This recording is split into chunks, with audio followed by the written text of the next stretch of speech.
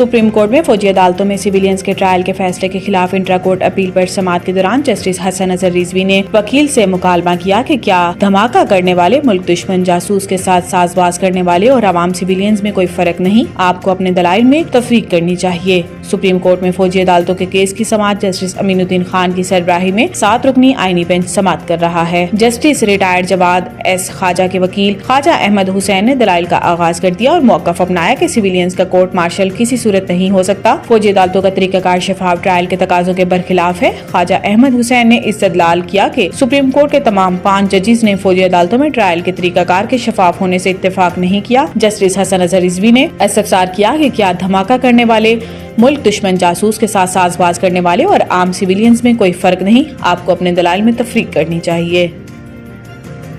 वज़ीर आला सिंध मुराद अली शाह की ज़ेर सदारत सिंध काबीना के इजलास में एग्रीकल्चर इनकम टैक्स बिल 2025 की मंजूरी दी गई। एग्रीकल्चर इनकम टैक्स बिल जनवरी 2025 से नाफिजुल अमल है। वज़ीर आला सिंध मुराद अली शाह ने कहा कि सिंध हुकूमत ने एग्रीकल्चर इनकम टैक्स में लाइव स्टॉक को शामिल नहीं किया। Agriculture income tax board of revenue BOR की बजाय सिंध रेवेन्यू बोर्ड SBR जमा करेगी। कुदरती आफात की सूरत में एग्रीकल्चर इनकम टैक्स में एडजस्टमेंट होगी। इन्होंने कहा कि आबाद अराजी को छुपाने की सूरत में जुर्माना लगाया जाएगा। छोटी कंपनियों पर ज़राई टैक्स 20% और बड़ी कंपनियों पर 28% लागू होगा। 150 मिलियन रुपए ज़राई आमदनी हासिल करने वाले एग्रीकल्चर इनकम टैक्स से मुस्तस्ना होंगे। ज़राई आमदनी 150 मिलियन रुपए तक 200 मिलियन रुपए तक 1% टैक्स लगेगा। 200 मिलियन रुपए से 250 मिलियन रुपए तक ज़राई आमदन पर 2% टैक्स लगेगा।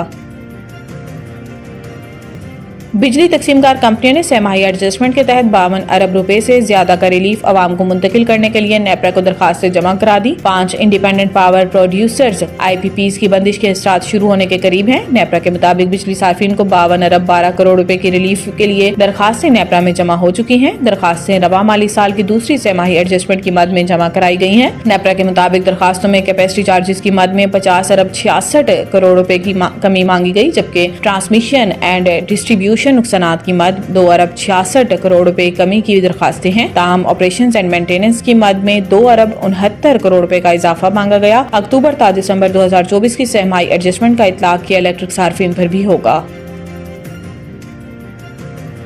कराची पोर्ट ट्रस्ट KPT की अरबों रुपए मालियत की तकरीबन 1/3 अराजी यानी 1448 एकड़ पर तजावुजात हैं, जबकि पोर्ट कासिम अथॉरिटी की 30 एकड़ जमीन पर गैर कानूनी कब्जा है। गैर कानूनी कब्जा शुदा जमीन पर हुक्मरान सियासी जमातों से ताल्लुक रखने वाले बाज़ सियासतदानों की मुबैना आशीर्वाद से तजावुजात कायम हैं, जबकि विफाक की तकरीबन 350 एकड़ अराजी पर सिंध हुकूमत काबिज है। वजारत दिफा के ज़राए के मुताबिक मुल्क के मैरीटाइम सेक्टर की इस्लाह के प्रोजेक्ट के हवाले से वज़ीर आज़म शहबाज शरीफ को जो मालूमात फराहम की गई हैं, इसके मुताबिक साहिली पट्टी से जुड़ी इंतहाई महंगी जमीनें तजावुजात और तबाहाली का शिकार हैं, जिसका नतीजा ये है कि यहाँ कोई मुआशी सरगर्मी नहीं हो रही।